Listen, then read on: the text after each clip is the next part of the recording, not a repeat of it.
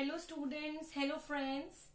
आज हम बहुत इंपॉर्टेंट टॉपिक करेंगे परसेंटेज का, जो सभी तरह के कॉम्पिटिटिव एग्जाम के लिए बहुत ज्यादा इंपॉर्टेंट है। ठीक है, परसेंटेज हमें पता है कि हमने छोटी क्लासेस में स्टडी किया है। जैसे टोटल मार्क्स अगर 500 है तो किसी के 400 मार्क्स आ रहे हैं तो क्या होंगे, उसकी परसेंटेज क्या होगी। हमने क्या करते थे, उसको 100 से मल्टीप्लाई कर देते थे, ये हमारी कटिंग हो जाती थी और ये हमारा रिमेनिंग, जैसे हमें क्या होता था 80 हमारा आंसर आ जाता था। 80% हम कटिंग करके सॉल्व कर लेते थे।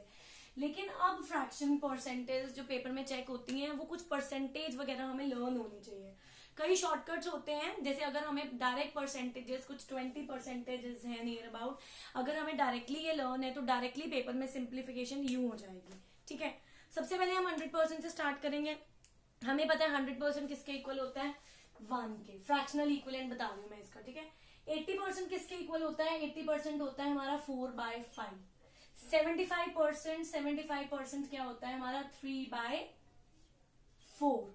60% होता है 3/5। हम इसको ऐसे निकाल रहे हैं 60/100 दैट इज 3/5 के इक्वल। ठीक है, 50 क्या होता है, 50 हम सबको पता है 1/2।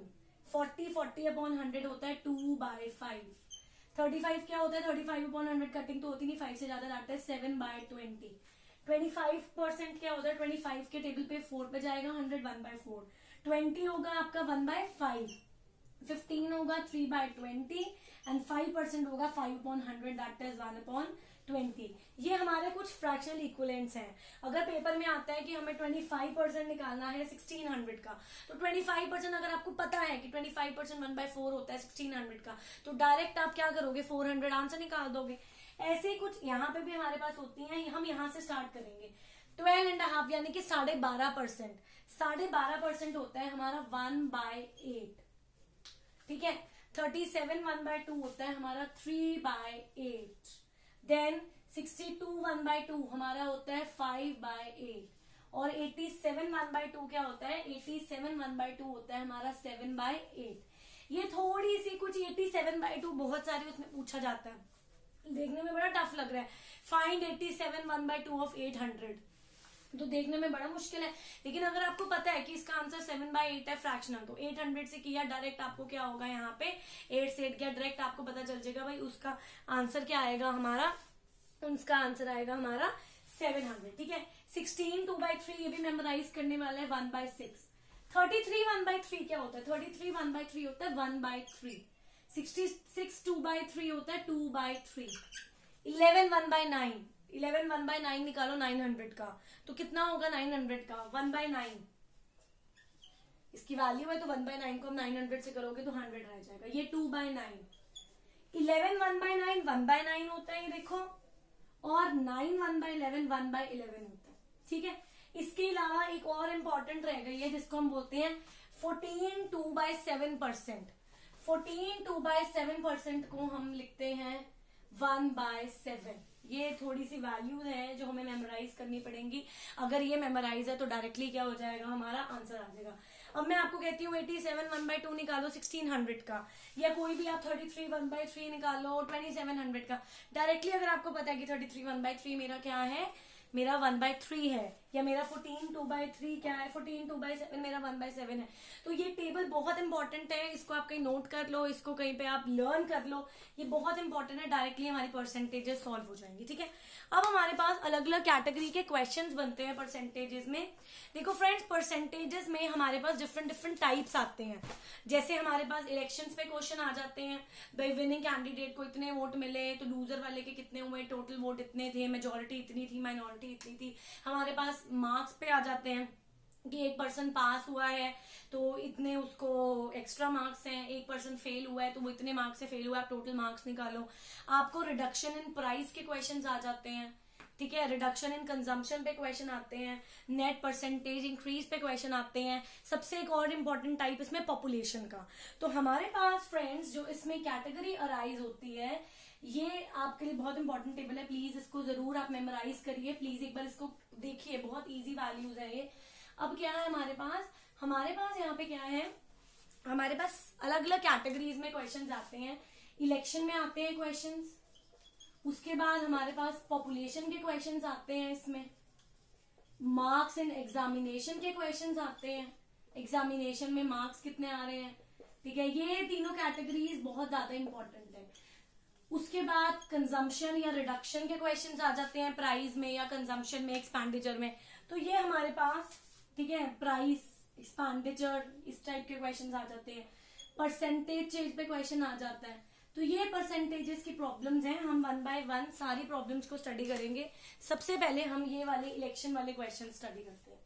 इलेक्शन वाले क्वेश्चंस में क्या है, इलेक्शन वाले क्वेश्चंस में हमने क्या करना है, क्वेश्चन है at an election candidate secure 62% and is elected with the majority of 144 votes. Find the total number of votes secured by successful candidate. कि किसी इलेक्शन में कैंडिडेट के 62% वोट उसने सिक्योर किए और उसको जो मेजोरिटी है वो 144 वोट्स की मेजोरिटी से उसने क्या कर लिया, विन कर लिया। तो अब इसमें हमने क्या करना है, आपने total number of vote secure करना है कि सक्सेसफुल कैंडिडेट के कितने वोट्स थे। इस क्वेश्चन में सबसे पहले आप लेट कर लो total votes, let total votes हम लेट कर लेंगे x, ठीक है। तो विनिंग कैंडिडेट के कितने वोट्स हैं, विनिंग कैंडिडेट के वोट्स हमारे होंगे 62% ऑफ x, 62% ऑफ x, ठीक है। और लूजर कैंडिडेट के कितने होंगे, लूजिंग कैंडिडेट या लूजर के 100 में से माइनस कर दो 62 को, तो हमारे पास बचेगा 38%, ठीक है। अब वो कह रहा है कि जो विनर है उसके पास कितनी मेजोरिटी आई, उसके पास हमारी कितनी मेजोरिटी आती है। विनर को जो एक्स्ट्रा वोट्स मिल रहे हैं वो कितने मिल रहे हैं, विनर को जो एक्स्ट्रा वोट्स मिल रहे थे वो हमारे मिल रहे थे 144।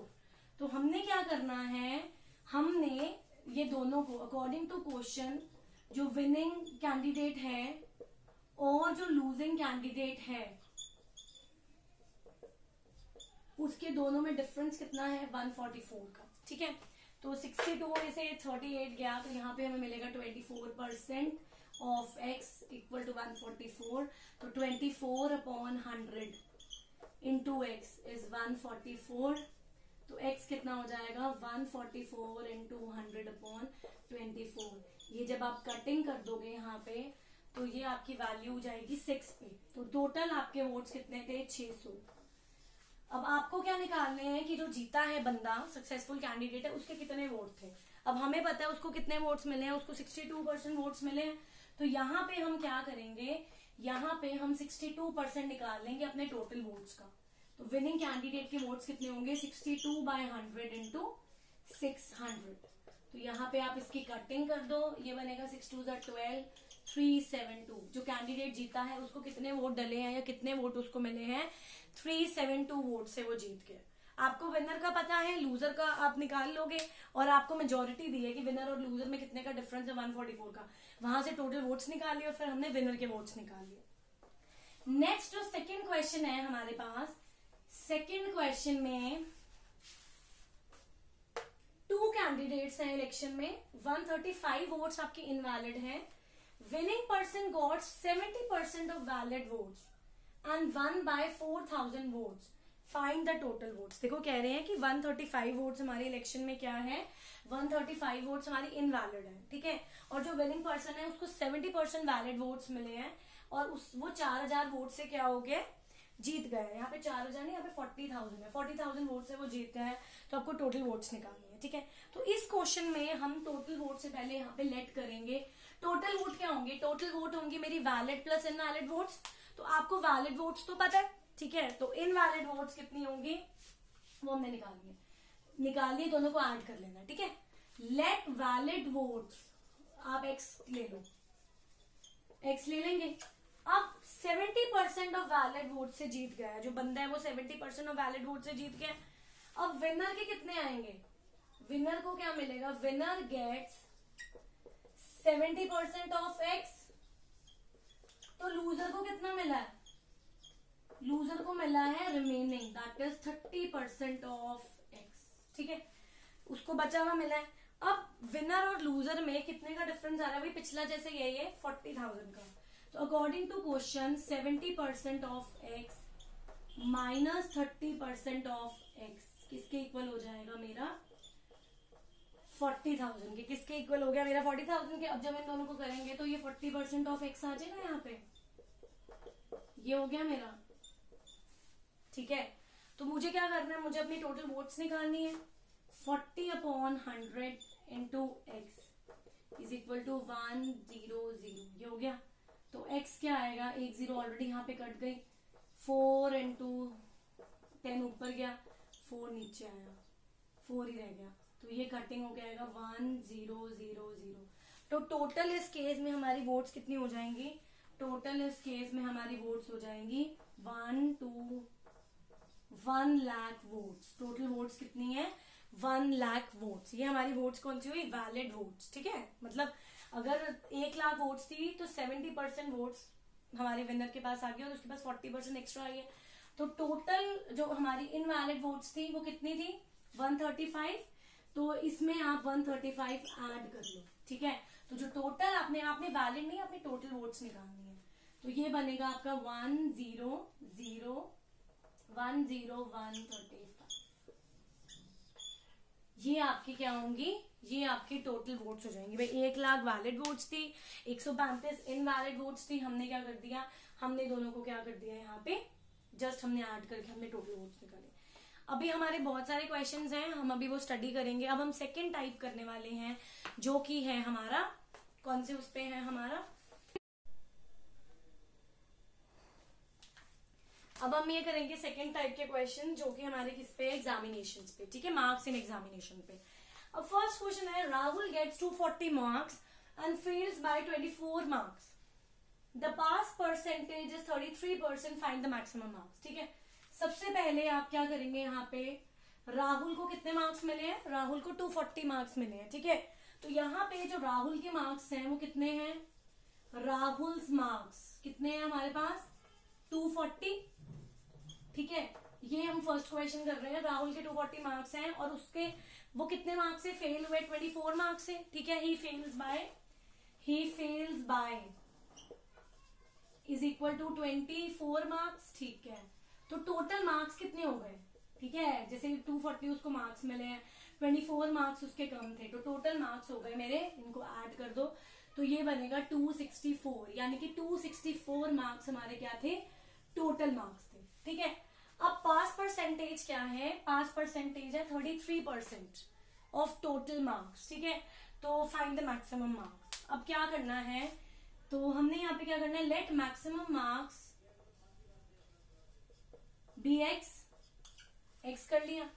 तो 33% ऑफ, हमने क्या करना है, हमने लेट कर लिया है कि टोटल मार्क्स हमारे पास इस केस में क्या आ रहे हैं, हमारे पास टोटल मार्क्स इस केस में एक्स आ रहे हैं। तो हमने अपने वर्ष से अब यहाँ पे पास मार्क्स सेट करने हैं, तो जो पास मार्क्स हैं हमने वो निकालने हैं ना। तो पास मार्क्स क्या होंगे, 33% of X is equal to 264, ठीक है। तो 33/100 into X is equal to 264, X is equal to 264 into 100/33। अब 33 के टेबल में आई गेस ये 8 पे जाता है, 1 पे गया और ये शायद हमारा 33 8 पे, हाँ जी ये जाता है। तो ये आएगा, टोटल मार्क्स कितने थे, 800 में से टोटल पासिंग मार्क्स इतने थे और उसको कितने मिले हैं, उसको 240 मिले हैं, पर मिलने कितने चाहिए थे, 264। तो हमारा 800 इस केस में क्या हो गया, हमारा आंसर हो गया। अब नेक्स्ट हमारा जो टाइप बी है, टाइप बी में हमने क्या स्टडी करना है, टाइप बी में हमने दो चीजें इकट्ठी स्टडी करनी है, दो कैंडिडेट्स का हमने इकट्ठा स्टडी करना है, ठीक है। दो कैंडिडेट्स का हमने इकट्ठा जब स्टडी करना है तो वो कैसे लिखना है, हमने दो कैंडिडेट्स का इकट्ठा स्टडी करेंगे। ए के 25% मार्क्स हैं and fails by 135 marks, B के 56% मार्क्स हैं और 144 ज्यादा है पासिंग मार्क्स से।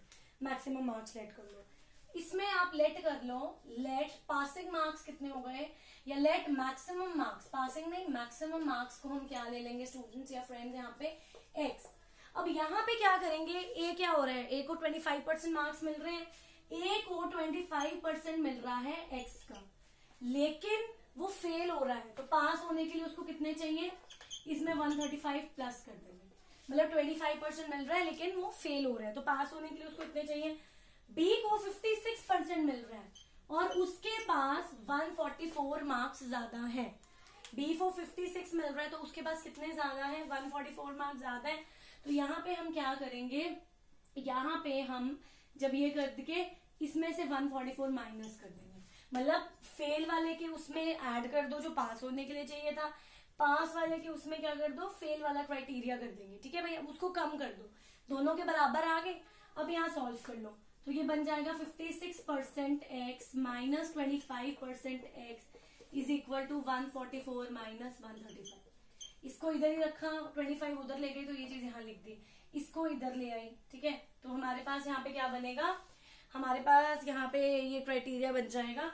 तो यहाँ पे जब ये ऐड होके आएगा तो ये आएगा 1, अभी ऐड कर लेंगे, 9 7 5 और 4 9, और ये बनेगा 279, और यहाँ पे बनेगा 31% ऑफ x। तो x क्या होगा मेरा, 31/100 इंटू एक्स इज 279। तो x क्या होगा मेरा, 279 इंटू 100/31। तो 31 के टेबल पे 9 पे ही जा रहा है, ये 9 पे 1। तो टोटल मार्क्स मेरे कितने हैं, टोटल मार्क्स है मेरे इस केस में 900।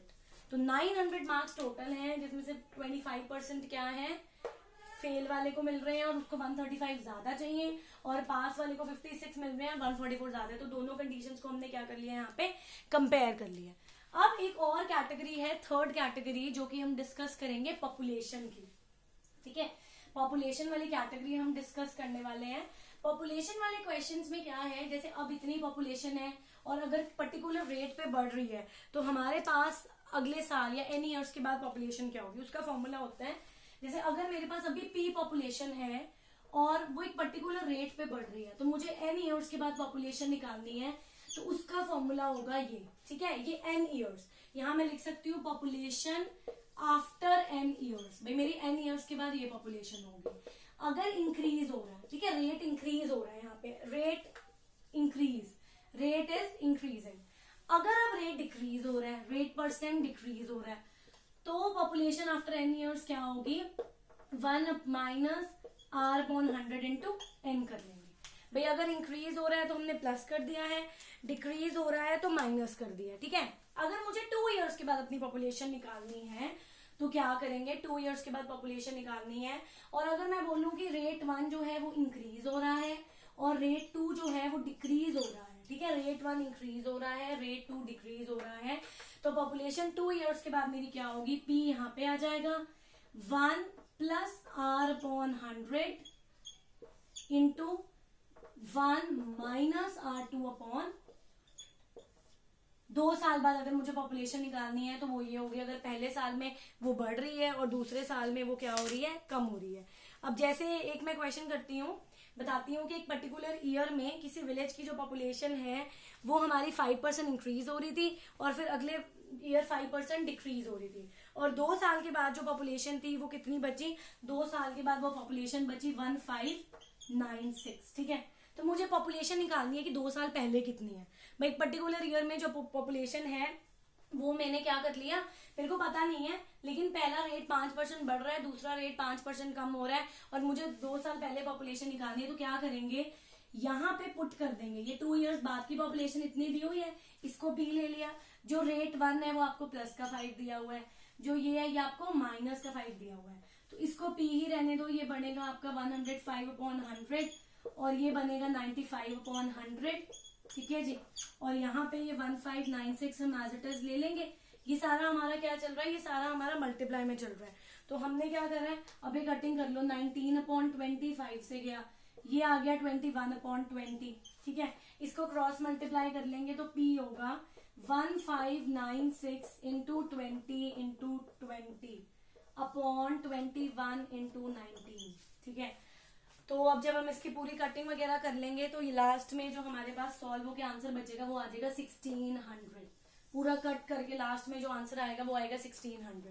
भाई अगर पहले साल 5% बढ़ रही है, दूसरे साल 5% डिमिनिश हो रही है, डिक्रीज हो रही है, डेसिलरेट हो रही है, तो 2 इयर्स बाद पहला रेट ऐड करो, दूसरा रेट कम करो, पॉपुलेशन आ जाएगी। इस क्वेश्चन में हमने लेट करके किया था। ऐसे बहुत सारे क्वेश्चन हैं। भाई अभी आपको इतनी दी हुई है, 2 साल बाद कितनी होगी, तो जो अभी दी है वो यहाँ पुट हो जाएगी, 2 साल बाद वाली यहाँ पे हम n ईयर ले लेंगे। भाई 3 साल बाद निकाले तो यहाँ 3 ले लो, 10 ईयर्स बाद निकाले तो 10 ले लो, रेट पर्टिकुलर मेंशन है।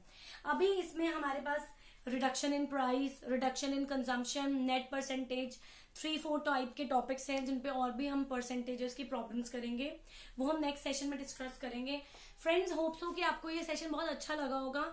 और अभी ऐसे ही टाइप के क्वेश्चंस हैं जो स्टार्टिंग में मैंने आपको फ्रैक्शन इक्विवेलेंट की लिस्ट दी थी, प्लीज एक बार आप उससे जरूर गो थ्रू होइए, उसको जरूर अच्छे से देखिए। एंड अगर आप चाहते हैं कि मैं कुछ और भी इसमें ऐड ऑन करूं तो प्लीज आप कमेंट में प्लीज वो चीज मेंशन करिए कि और किस टाइप के टॉपिक पे आपको क्या कंटेंट चाहिए है। मैं अपना बेस्ट देने की पूरा ट्राई करूंगी। एंड प्लीज आप मेरे चैनल पे prime hours bye Parul please उस पर सब्सक्राइब कीजिए। Thank you. और अगर आपको कोई डाउट है तो कुछ सजेस्ट करना चाहते हैं तो प्लीज आप कमेंट सेक्शन में पोस्ट करिए। Thank you and have a nice day.